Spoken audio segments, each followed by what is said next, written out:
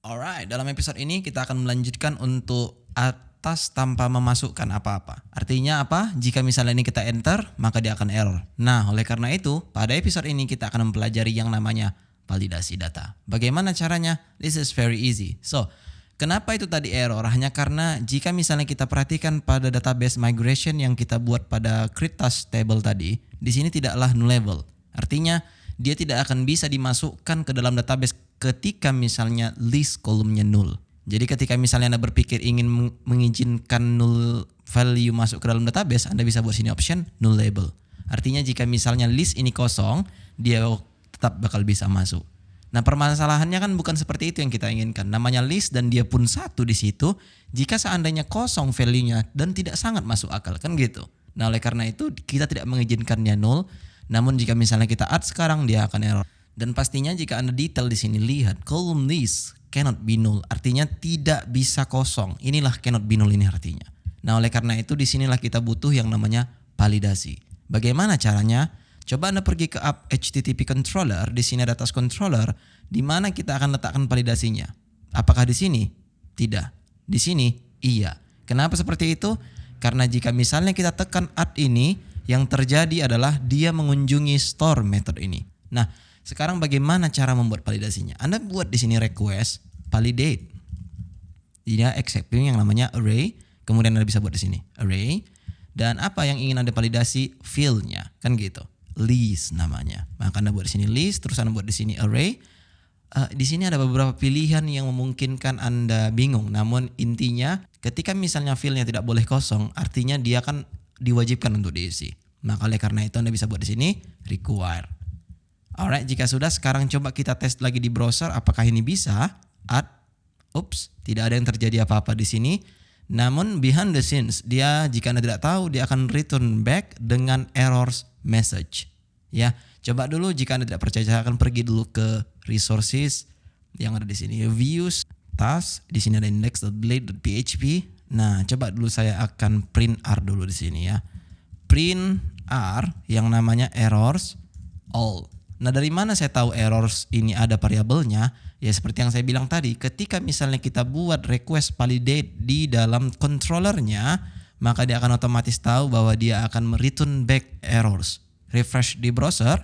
Sekarang coba kita, nah by default dia akan ada di situ array bacaannya. Namun ketika misalnya kita add, maka jika the field is required, the list field, sorry. Jadi ketika misalnya namanya bukan list, entah itu apa gitu, entah misalnya. Dan saya akan pergi dulu ke index.blade.php, kemudian di sini saya buat entah. Dan sekarang kita add lagi, the entah field is required. Seperti itulah kira-kira pesannya. Jadi apa yang Anda tulis di sini itu akan berefek ke sini. Itu bisa dirubah sebenarnya jika Anda tidak tahu, Anda bisa merubahnya tepat pada jika kita perhatikan pada language yang ada di sini. Ada di sini yang namanya validation, tepat pada require di sini dia. Namun kan jika misalnya Anda rubah di sini, ya ini bahasa Inggris, Anda bisa buat satu folder lagi dengan nama ID, dan jika Anda ingin memakainya, pastikan Anda lihat di config harusnya ada app.php, yang mana jika misalnya kita lihat untuk time zone-nya, nah ini dia, untuk lokalnya ganti menjadi ID. Sesuaikan nama foldernya dengan apa yang Anda buat di lang ini. Ini kan N, Anda buat ID, maka Anda buat di sini ID, terus Anda pasti dapat bahasa Indonesia, kira-kira seperti itulah.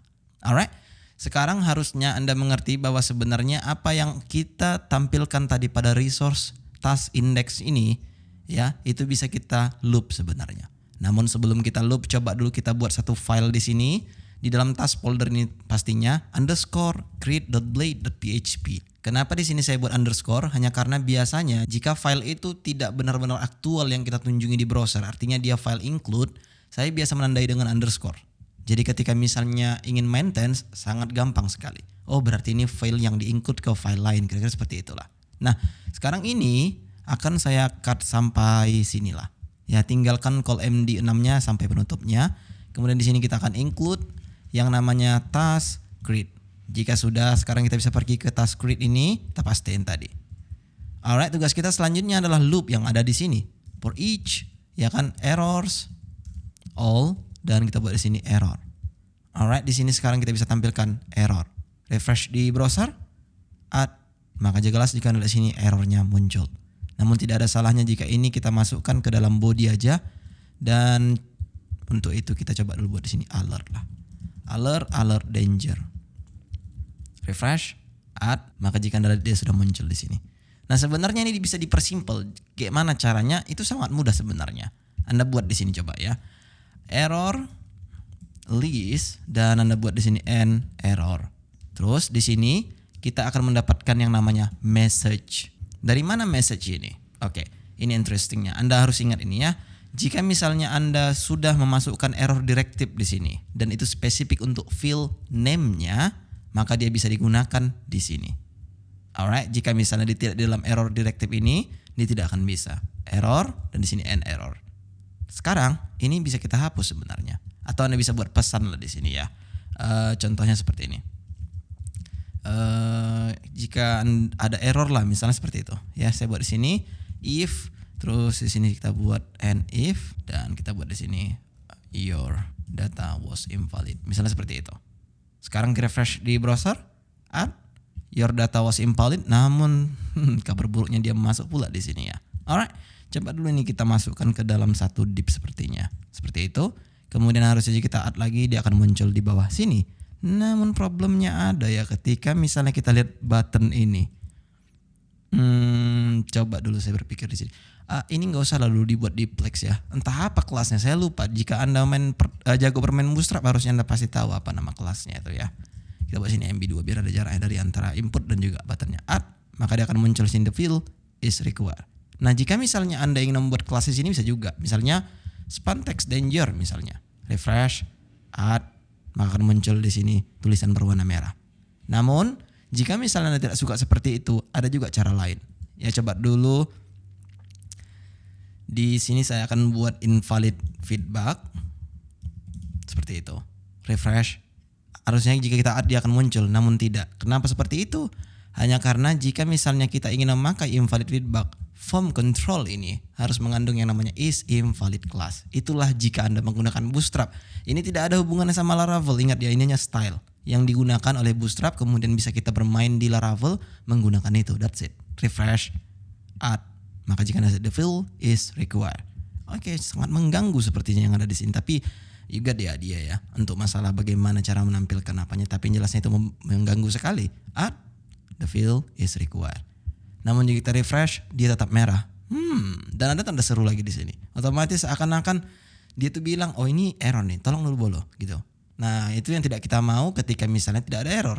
Nah, oleh karena itu is invalid ini kita akan tampilkan ketika misalnya kita mempunyai error.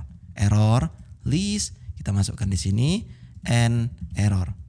Jadi jelas jika misalnya error list ada, masukkan is invalid. Jika misalnya tidak ada, maka dia tidak akan tampil. Refresh di browser, hilang dia, add, maka dia akan muncul di sini. The field is required dan juga bordernya akan berwarna merah, which is very cool harusnya. Alright, jika sudah, harusnya Anda sudah mengerti di sini tentang bagaimana cara validasi. I see you in the next video.